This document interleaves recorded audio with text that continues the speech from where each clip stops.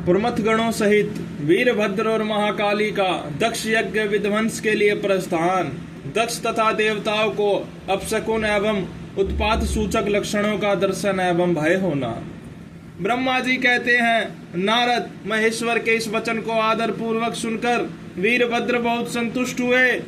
उन्होंने महेश्वर को प्रणाम किया। तत्पश्चात उन देवादिदेव शूल की उपयुक्त आज्ञा को शिरोधार्य करके वीरभद्र वहां से शीघ्र ही दक्ष के यज्ञ मंडप की ओर चले।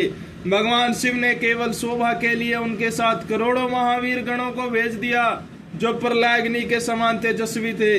वे कौतूहलकारी प्रबल वीर प्रमथगण वीरभद्र के आगे और पीछे भी चल रहे थे। काल के भी काल भगवान रुद्र के वीरभद्र सहित जो लाखों पार्षद गण थे, उन सब का स्वरूप रुद्र के ही समान था। उन गणों के साथ महात्मा वीरभद्र भगवान शिव के समान ही वेशभूषा धारण किए रथ पर बैठकर यात्रा कर रहे थे। उनके 1 सहस्त्र भुजाएं थी, शरीर में नागराज लिपटे हुए थे। वीरभद्र बड़े प्रबल और भयंकर दिखाई देते थे। उनका रथ बहुत ही विशाल था, उसमें 10,000 सिंह जोते जाते थे, जो प्रयत्न पूर्वक उस रथ को खींचते थे।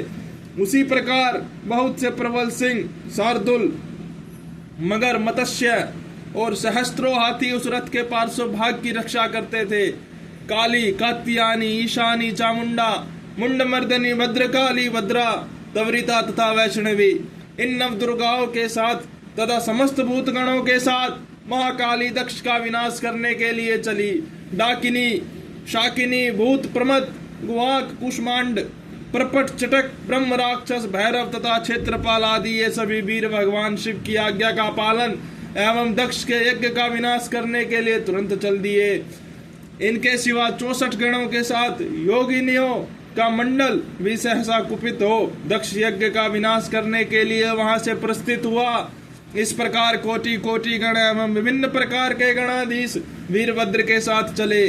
उस समय भैरियों की गंभीर ध्वनि होने लगी, नाना प्रकार के शब्द करने वाले शंख बजने लगे, भिन्न भिन्न प्रकार की शिंगे बजने लगी। महामुने सोना सहित वीरभद्र की यात्रा के समय वहां बहुत से सुखद सकून होने लगे। इस प्रकार जब प्रमथ गणों सहित वीरभद्र ने प्रस्थान किया, तब उधर दक्ष तथा देवताओं को बहुत से अशुभ लक्षण दिखाई देने लगे।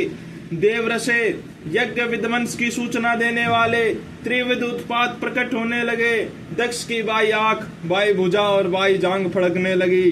तात वाम अंगों का वही फड़कना सर्वथा अशुभ सूचक था और नाना प्रकार के कष्ट मिलने की सूचना दे रहा था।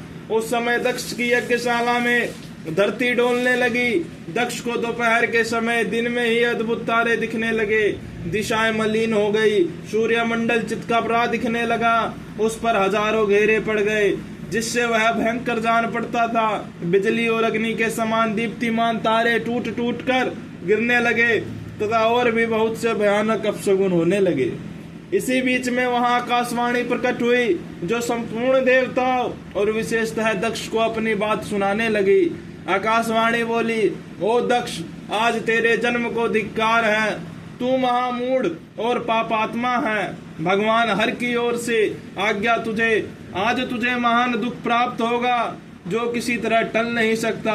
अब यहाँ तेरा हाहाकार भी नहीं सुनाई देगा। जो मूढ़ देवता आदि तेरे यज्ञ में स्थित हैं, उनको भी महान दुख होगा, इसमें संशय नहीं है।